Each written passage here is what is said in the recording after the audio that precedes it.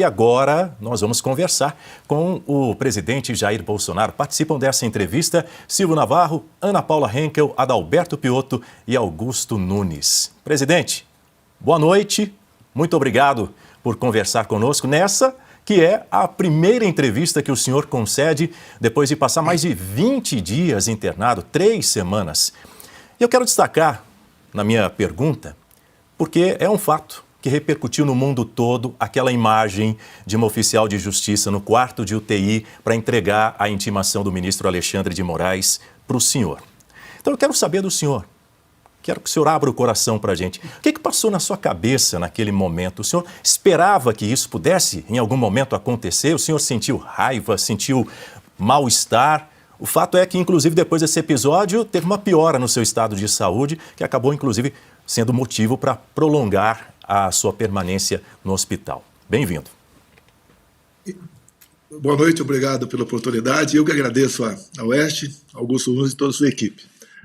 Até um dado momento ali eu alterei a voz porque tinha uma pessoa que queria que eu parasse de falar porque a pressão estava subindo, né? E eu peguei, falei um pouco mais áspero, né?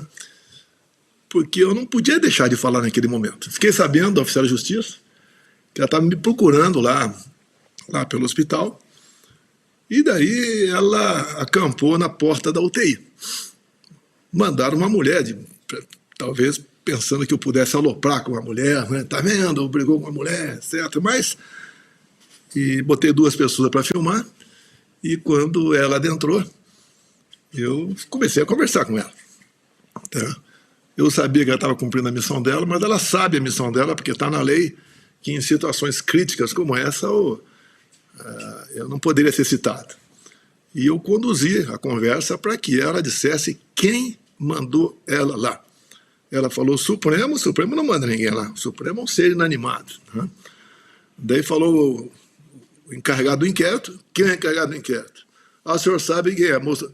Até que ela falou Alexandre de Moraes, daí atingiu o seu objetivo. O que acontece? Ela falou também ali que eu já sabia, né, que ia ser citado. E a imprensa toda já tinha dado conhecimento sobre isso aí. Mas essas citações aí oficiais é via advogado, não é via um órgão de televisão, um jornal, seja lá o que for. Mas o mais importante foi para mostrar que o que aconteceu é algo anormal. E a pessoa falou também que o advogado ia responder. Não é o advogado. Eu respondo junto com o advogado, eu acompanho o processo. Antes dele encaminhar a defesa, eu dou uma olhada no processo. E muitas vezes não é dar uma olhada assim, por alto, de forma superficial, apesar de eu ser excelente, meus advogados serem excelentes pessoas, né? E o prazo 5 dias. É igual lá atrás, quando eu tive 15 dias para responder, dentro dos 15 dias estava incluído o carnaval também. Ou seja, eles estão com a sentença pronta e estão tentando ganhar prazo. E a justificativa é julgar esse ano, setembro, outubro no máximo, me condenar a 38 anos de cadeia, o que está previsto, para não atrapalhar, não contaminar o processo eleitoral. Agora, o que eu tenho feito, né? Tenho procurado vocês. Tá? Obrigado pela oportunidade mais uma vez. Vou falar com mais órgão de imprensa semana que vem, com toda certeza, para te mostrar à opinião pública o que está acontecendo. Que tentativa de golpe é essa? Né? Quando eu passo o comando, nomeio os comandantes de força, no meu mandato era dos indicados pelo próprio eleito pelo TSE, o Lula da Silva. É onde eu colaboro a pedido do ministro escolhido da Defesa, José Múcio, com a transição, onde eu boto todo o meu ministério para fazer a transição. Ninguém reclamou da transição. E golpe de Estado não é golpe de Estado em Brasília, né? Golpe de Estado é nacional. E você tem que ver como é que fica o dia seguinte. E ninguém dá golpe de Estado em cima de dispositivos constitucionais, como o próprio ex-comandante do Exército meu falou, que foi discutido com ele essa questão de estado de sítio e defesa. Agora, sítio e defesa está prevista na Constituição. Agora, por que eu discuti esse assunto?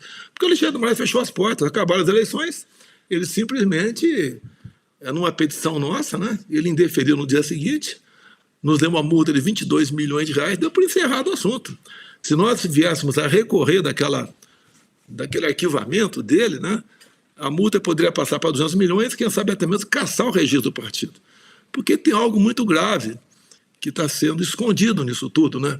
Foi o processo eleitoral de 22. Tá? Me tira o mandato, a mão pesada do TSE, eu não podia mostrar nada, não podia nem mostrar o Lula defendendo aborto, defendendo roubo de celular, imagem de 7 de setembro, eu não podia mostrar nada. Inclusive, né, vocês sabem disso, uma lei eleitoral, para ela ter validade, ela tem que ser sancionada um ano antes das eleições. E as resoluções, até 6 meses antes. Teve uma resolução que foi entre o primeiro e o segundo turno, aquela que a senhora Carmen Lúcia falou, olha, sou contra a censura, mas o momento é excepcional, eu voto sim. E todo o processo, toda essa trama golpista, segundo eles, é em cima da desinformação do sistema eleitoral. Você pode ver, olha só, o Flávio Dino vai me julgar. Olha o que o Flávio Dino disse em novembro de 2013. Flávio Dino, novembro de 2013. Hoje, em Recife, vi a comprovação científica de que as urnas eletrônicas são extremamente inseguras e suscetíveis a fraudes. Ué, o Flávio Dino pode desconfiar da urna eletrônica, isso tem vídeo dele, não é nem matéria jornalística, não é um jornal, é vídeo dele, e vai me julgar no tocante a isso. Olha, outra fala, tá? Uma pessoa bastante famosa no momento, aí, o Carlos Lupe. Carlos Lupe foi quem entrou com a ação no TSE para me tornar inelegível. Olha o que ele disse numa das inserções, aquele período eleitoral que tem aquela inserção em 30 segundos que você vê na televisão à noite, né? Ele disse o seguinte, termina o seguinte nessa inserção. Carlos Lupe, sem a impressão do voto, não há possibilidade de recontagem. Sem recontagem, a fraude impera. Ou seja, o Lupe, o Dino, tinha que estar respondendo juntamente comigo nessa questão. Então, esse é apenas um chamamento por alto do que está acontecendo. Eu não sou bandido. Fui tratado como chefe de organização criminosa desde 29 de julho de 21, numa live que eu fiz. Resolveram botar aquela data como início do golpe. Então, naquela data, eu já sabia que tudo que ia acontecer, inclusive o 8 de janeiro. E, em cima disso, tentam, via pesca probatória, o Fishing Expedition, construir essa narrativa toda. Com juízes suspeitos, sim. Ninguém tem dúvida que são suspeitos. Em qualquer primeira instância, seria arquivado esse processo. Não pode, eu repito aqui, alguém que está pensando em fazer uma besteira, que seria uma besteira enorme, né? Fazer besteira usando dispositivo constitucional para dar um golpe. Inclusive, o Alexandre Moraes falou várias vezes de que o próprio princípio, né, início dessa possibilidade da Estado de Defesa do Sítio já é um golpe porque não voltaria mais atrás. Só que o primeiro passo da defesa do sítio simplesmente é o quê? É a questão de convocar os conselhos da República de Defesa, que não foi feito.